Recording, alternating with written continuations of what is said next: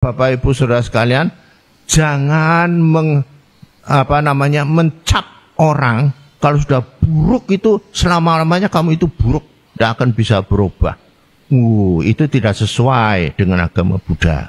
Karena dalam agama Buddha segala sesuatu bisa berubah.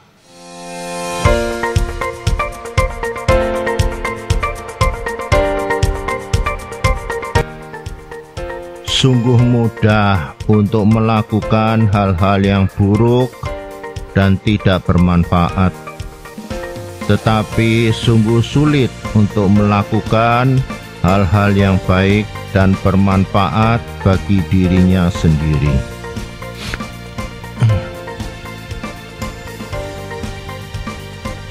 Bapak, Ibu, Saudara, Saudari sekalian, kita bertemu di dalam ajaran Guru Agung kita Sang Buddha Gautama, yang mana kita akan mempelajari, mendalami, merenungkan dan bisa memahami apa yang ada dalam ajaran Guru Agung Buddha Gautama.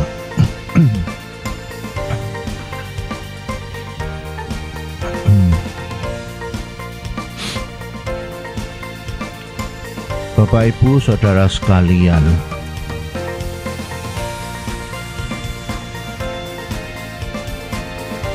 pada kesempatan yang baik ini, kita semua mempunyai kesempatan untuk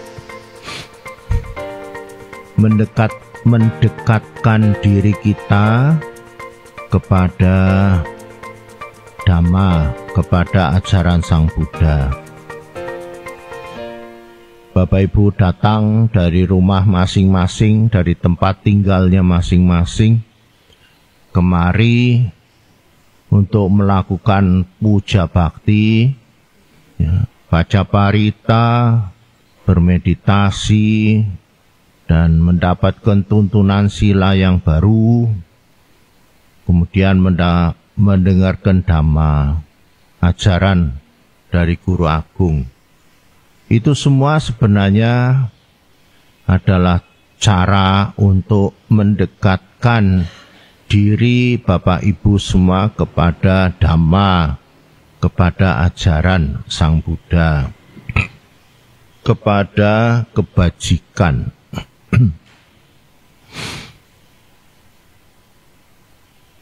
Hal itu sangat penting, Bapak Ibu. Ya, sangat penting. Kenapa penting? Karena di dalam kehidupan kita sehari-hari itu kita akan berhadapan dengan hal-hal yang baik dan juga hal-hal yang buruk. Ya. Tidak semua yang kita hadapi itu adalah hal-hal yang baik. Banyak sekali hal-hal yang buruk yang kita hadapi dalam kehidupan kita sehari-hari. Kadang pekerjaan kita, kadang ketemu dengan orang-orang, kadang bergaul, kadang melakukan apa yang harus kita lakukan. Seringkali itu hal yang buruk, hal yang tidak baik. Nah, kalau kita itu tidak mau mendekatkan diri kepada hal-hal yang baik, maka sebenarnya hal-hal yang buruk itu menjadi dominan, menjadi kuat sekali dalam kehidupan kita. Ya, yang jelek-jelek itu menjadi pengaruhnya besar sekali dalam kehidupan kita. Ya. Biasanya orang itu memang suka begitu, karena lalu tidak mau dekat sama yang baik-baik, karena risih, sungkan, orang kepenak, datang wihara tidak kepenak, risih. Wong saya itu orang ndak baik. Wong saya ini orang yang buruk, yang jelek, ada kurangnya. Jadi ndak mau datang ke wihara. Mungkin rasanya ndak kepenak, risih. Dia punya anggapan yang datang ke wihara itu orang-orang yang baik-baik. Dia kan orang yang kurang baik atau orang yang tidak baik. Jadi nggak usah datang ke wihara. Nggak mau datang ke wihara. Masih mending kalau datangnya kalau pas hari besar. Waisakan, Asadanan, ya, pakai maka puja, katina, patidana baru muncul. Ya. Itu masih mending. Yang lebih tidak mending lagi belas bebar pisan, tidak mau datang. Ngakune umat Buddha, yes. Ya, ngakune umat Buddha, tapi tidak pernah mau datang ke wihara karena nganggap dirinya itu kayak kurang cocok ya lunga wihara, kayak kurang pas datang ke wihara. Ora kepenak ketemu bantene.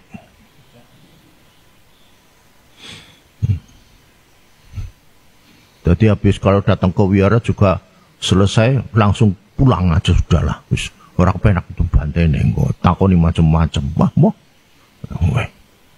Nah, lalu saya berpikir, saya punya pikiran, lah orang hidup seperti itu ya, sudah tahu kalau kehidupannya itu ada kekurangannya, sudah tahu kalau kehidupannya itu tidak baik-baik amat, sudah tahu kalau kehidupannya itu yo kayak gitu itu, tapi kok ndak mau ya untuk merubah, ya, supaya kalaupun tidak baik-baik amat ya tidak kebangetan, ya, kalaupun kurang ya jangan kebangetan kurang lah. Mbok ada pikiran untuk merubah. Apa bisa Bante? Oh sangat bisa. Wong ajarannya Sang Buddha itu anicca, tidak kekal. Semua karakter orang itu tidak ada yang kekal, Bapak Ibu. Orang buruk bisa berubah jadi orang baik. Sebaliknya orang baik juga bisa berubah jadi orang yang jahat. Bisa. Wong itu namanya tidak kekal. Jangan lalu menghakimin orang atau menganggap dirinya, kalau saya sudah buruk, seumur-umur urip saya itu buruk. Sudah hitam, seumur-umur saya itu hitam. Pekat. Makin lama makin pekat nanti dia. Itu punya pandangan yang kekal.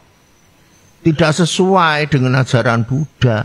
Ajaran Buddha itu malah menganggap segala sesuatu tidak kekal. Ya.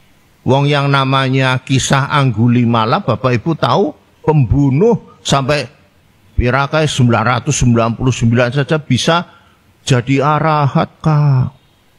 Bisa. Mungkin orang mikir, loh kok pembunuh yang kejam segitu kok bisa jadi arahat? Ya bisa saja. Wong segala sesuatu bisa berubah. Semuanya itu anicca, tidak kekal. Jadi yang buruk juga bisa berubah jadi baik. Kenapa tidak? Kalau memang dia mau berubah jadi baik. Kembali lagi niate karpe itu. Kalau niate karpe itu memang sudah ada, ya semua bisa berubah untuk jadi baik. Nah, sekarang. Nah, jadi Bapak Ibu kadang saya juga punya pikiran, lah sudah, kembali lagi ya, sudah hidupnya merasa kurang, hidupnya kurang beres, kurang kaya, kurang kie, loh kok enggak mau malah mendekatkan diri pada hal-hal yang baik ya. Gitu. Mestinya kan dia malah dekat sama hal-hal yang baik, supaya hal-hal yang baik itu bisa mempengaruhi dia. Ya.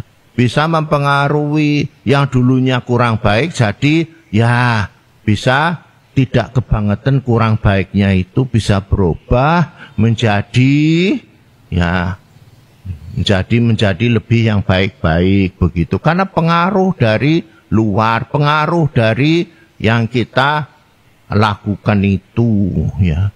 Kadang-kadang pengaruh lingkungan juga penting, ya. Kalau sudah merasa dirinya buruk, lah kok tidak mau kumpul sama orang-orang yang baik, lah pimen mau berubah. Mestinya dia kumpul sama orang yang baik supaya ya saya bisa berubah ya Bante ya. Iyalah, karena segala sesuatu itu bisa berubah, ya. Lalu ya jadi kalau kita memahami segala sesuatu itu bisa berubah, ya mestinya lalu kita ya lebih banyak mendekatkan diri pada hal-hal yang baik, gitu. Apakah itu tadi saya sudah katakan ke wihara, apakah dia ya mendengarkan dhamma. Nah, loh, lah kalau saya dengarkan dhamma tapi tidak sesuai dengan apa yang saya lakukan, Bante. Sehari-hari saya melakukan seperti itu, tapi saya dengarkan dhamma kok begitu, kan tidak sesuai. Ya rapopo, tidak apa-apa, dengarkan dulu saja dhamma itu, ya supaya bisa mempengaruhi kebaikan kamu. Ya. Kenapa saya mengatakan seperti itu? Sebab di dalam diri setiap orang itu ada yang namanya kebaikan dan ada keburukan, Bapak Ibu. Dalam diri setiap orang ada hal yang baik, ada yang buruk. Namanya nilai, value, ya bahasa Inggrisnya. Ada nilai-nilai yang baik, ada nilai yang buruk. Yang harus kita usahakan itu ya ditambah nilai-nilai yang baiknya. Nilai-nilai baiknya itu ditambah, ya, supaya menjadi tentu ya lebih besar daripada nilai-nilai buruknya. Ya, kalau nilai buruknya yang ditambah itu menjadi nilai buruknya menjadi lebih besar daripada nilai baiknya, begitu. Ada kebaikan, ada keburukan dalam diri kita. Nah ini tergantung kita, ya. Tergantung kita mau nambah yang mana. Kalau kita tidak mau mendekatkan diri pada hal-hal yang baik, ya nanti yang baik itu tidak bertambah. Tapi yang buruk ini bisa nanti bertambah. Lah kalau bertambah terus kan kita menjadi susah hidupnya. Banyak masalah. Maka itu ya kebaikan ini perlu ditambah. Ya, kebaikan bertambah. Lah ini nanti bisa ya menetralisir, bisa mengurangi hal-hal yang buruk-buruk itu. Justru kebaikan inilah yang nanti pengaruhnya kuat sekali kepada hal-hal yang buruk itu. Begitu. Kadang-kadang Bapak Ibu Saudara sekalian, itu semua kembali pada hukum karma ya. Ada orang kan Bante, kita semua kan menanggung akibat dari karma kita masing-masing, betul ya. Menjadi orang yang buruk pun itu karena menanggung akibat dari karmanya kita masing-masing. Menjadi orang baik itu juga menanggung akibat dari karma kita masing-masing, perbuatan kita masing-masing. Karma itu perbuatan loh ya. Bukan karma itu disamakan dengan nasib atau takdir, salah. Karma itu perbuatan yang sudah kita lakukan. Perbuatan yang kita lakukan itu, yang sudah kita lakukan itu menentukan apa yang kita alami sekarang. Sekarang kita mengalami kondisi yang tidak begitu baik, mengalami misalnya saja kelahiran yang tidak begitu baik, mengalami pekerjaan yang tidak begitu baik, bahkan kadang-kadang pekerjaannya itu ya tidak baik, itu yo karmane loh. Balik pada karmane orang masing-masing, itu akibat dari karmanya sendiri-sendiri. Sebaliknya ada orang yang sekarang pekerjaannya bisa baik, keluarganya lahir di keluarga yang baik, lalu mendapatkan kebaikan-kebaikan, lingkungannya itu juga hal yang baik, itu juga karma orang itu, ya. Yang berbuah, ya. Jadi perbuatan-perbuatan baik yang sudah dilakukan oleh orang itu membuahkan dia itu ya berada dalam kondisi yang baik-baik, ya. Nah, dari hal seperti itulah ya Bapak Ibu, kita lalu Kembali lagi ya, ingat bahwa karma itu tidak kekal loh, tidak selama-lamanya bisa berubah itu karma. Jadi meskipun kita mengalami kondisi yang tidak begitu baik, itu pun bisa berubah. Jangan lalu dikatakan, oh sampai mati pun saya juga mengalami begini. Kondisi yang tidak baik, itu namanya bukan karma, itu namanya takdir. Itu tidak ada di dalam agama Buddha. Agama Buddha itu adanya karma yang bisa berubah. Kalau sekarang mendapatkan lingkungan yang jelek, itu juga bisa berubah kok jadi lingkungan yang baik. Nah, kenapa Bante bisa berubah? Apakah merubah lingkungannya? Bukan. Tetapi kita bisa mendapatkan lingkungan lain yang baik. Kita bisa mendapatkan pekerjaan lain yang baik. Kita bisa ya tinggal di tempat lain yang baik. Bisa berpindah. Ya. Bukan merubah kondisinya, tidak. Karena hukum karma itu ya berbuah ya akan membuat kita itu mendapatkan hal yang beda dari yang sebelumnya. Nah, bagaimana bisa berubah hukum karma itu? Bagaimana yang dulunya buruk bisa menjadi baik? Ya kembali kalau kita melakukan perbuatan baik. Karma baiknya itu yang harus ditambah. Perbuatan baiknya ditambah. Maka itu mendekatkan diri pada hal-hal yang baik itu sangat penting. Nah, kembali ke situ. Ya, mendekatkan diri kita pada hal-hal yang baik itu sangat penting. Ya. Jadi kita misalnya hal yang simpel saja, mulai dari puja bakti, yang simpel juga dari mendengarkan dhamma, membaca buku dhamma, kemudian juga mempraktekkan dhamma, meskipun sak bisa-bisane menjalani itu, ya itu semua merupakan hal-hal yang baik, yang bisa merubah kondisi yang sekarang bisa jadi kurang baik. Kalau belum bisa berubah Bante, ya memang tunggu waktunya. Karena bisa jadi semua itu kan ada waktunya. Kan tidak bisa sadek sanyek, karpe begini langsung berubah begini. Emangnya yang Maha Kuasa? Kan tidak bisa. Itu semua adalah karena hukum sebab akibat. Ya kalau kita berbuat kebaikan akan dapatkan kebaikan juga. Tapi waktunya kapan? Ya tentu ini tergantung daripada ya kondisi-kondisi lain yang ada pada saat itu. Ya, gitu. Misalnya saja kondisi yang buruk yang ada belum selesai, jadi ya kepaksa dia harus menerima hal yang buruk dulu, kebaikannya baru menyusul besok. Kalau sudah selesai kondisi buruknya itu satu persatu, atau paling tidak kondisi buruknya itu bisa dipersingkat karena kita banyak melakukan kebajikan. Lalu kita akan mendapatkan kebahagiaan. Jadi kondisi buruknya menjadi singkat, tidak lama mengalami penderitaan, mengalami kesusahan itu, mengalami kesulitan itu dalam hidup kita. Ya, nah Bapak Ibu Saudara sekalian, saya menjelaskan ini karena saya sebenarnya mau menjawab pertanyaan. Ya, pertanyaan kemarin ada umat yang bertanya, Bante, kalau ada umat Buddha yang pekerjaannya jadi nelayan, pekerjaannya jadi pakai jualan sate, ya.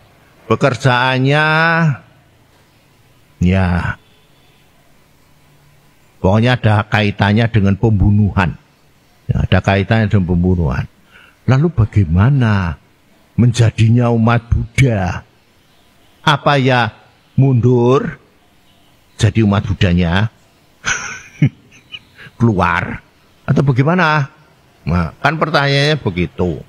Nah, kalau harus pindah pekerjaan, tidak bisa. Wong memang bisa itu. Kemampuannya di situ. Ya kalau dapat pekerjaan yang lain syukur. Tapi kalau dia tidak bisa, tidak ada pekerjaan lain, bagaimana? Apa tidak makan? Kan kasihan. Lalu dia keluar dari agama Buddha? Nah itu kalau saudara Anda hati-hati jawab nanti, wah umatnya bisa pada keluar nanti. Ya. Karena sebenarnya agama Buddha punya jawaban yang baik.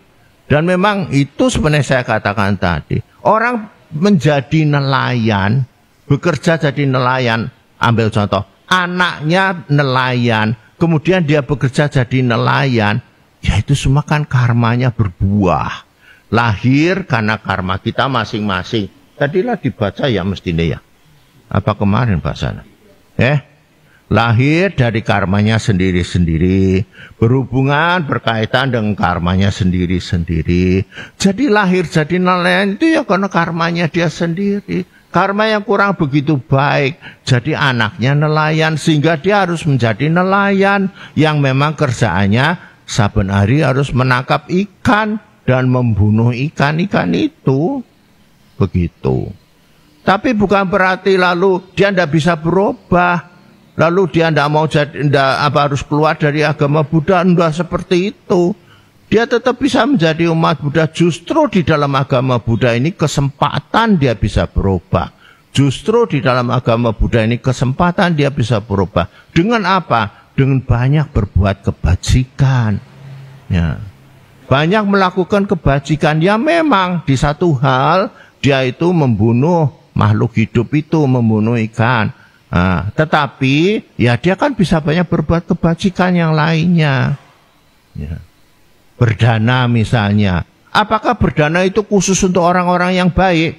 Tidak ada aturan itu. Berdana itu bisa untuk orang yang baik dan orang tidak baik. Bisa kok berdana. Orang yang jahat pun bisa berdana kok. Apa ndak boleh orang jahat berdana? Siapa sih ngalarang? Orang sampai misalnya menggelapkan uang atau korupsi mau berdana apa ndak boleh? Kan boleh-boleh saja. Kenapa berdana ndak boleh? Berbuat kebaikan. Persoalannya kalau menjalankan sila, nah itu biasanya orangnya pasti akan berubah jadi baik. Yang sila, samadhi sudah. Tapi berdana itu sebenarnya kebaikan yang bisa dilakukan oleh siapapun juga. Perbuatan baik yang lain sebenarnya misalnya, ya tidak membunuh, tapi membunuh misalnya.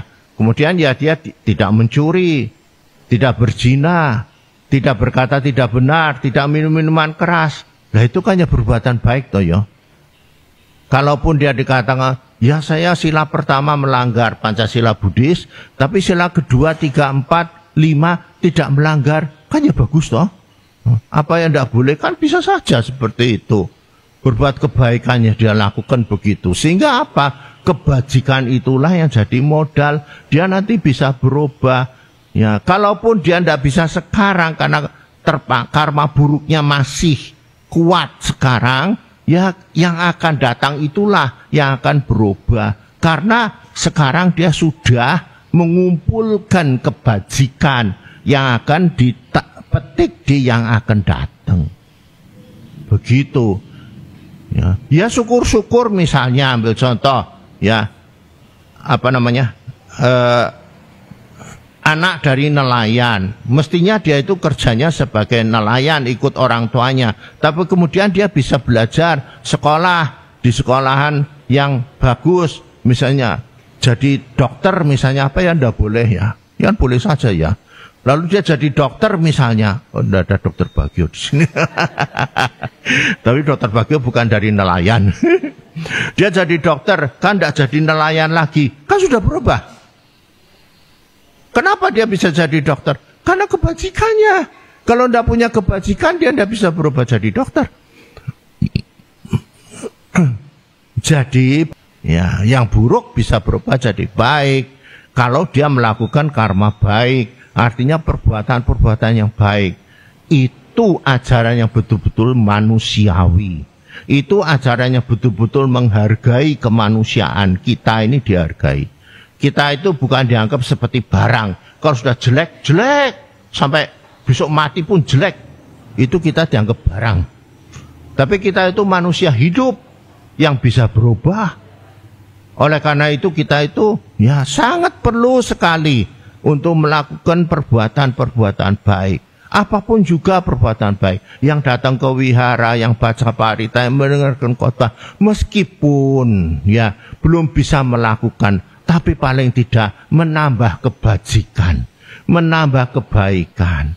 Ya, apapun yang baik dalam diri kita, hal yang baik ya, itu akan disimpan. Nanti akan bisa ini berpengaruh pada yang buruk. Itu saya tekankan ya. Dalam diri kita itu ada baik, ada buruknya. Ada nilai baik, ada nilai buruknya. Jangan sampai nilai baiknya itu dikecilkan. Aduh sayang.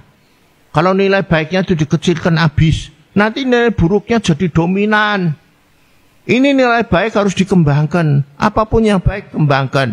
Ya, kembangkan. Sehingga dia nanti bisa menyeimbangkan, bisa mempengaruhi yang buruk-buruk ini. Ya, nanti ini yang baik ini akan menjadi lebih dominan daripada yang buruk. Itu yang kita mau dalam hidup kita. Kita butuh itu. Ya, kita dalam kehidupan itu ada baik, ada buruk. Itu yang harus kita sadari. Yang oleh karena itu kita perlu menambah yang baik. Tambah yang baik tambah supaya ini bisa ya lebih berkuasa lah, lebih besar daripada yang buruk begitu. Nah, itu nanti yang membuat kehidupan kita itu bisa menjadi makin lama makin maju, makin berkembang baik. Kebaikan itu didapat dari dirinya sendiri, ya, bukan dari orang lain.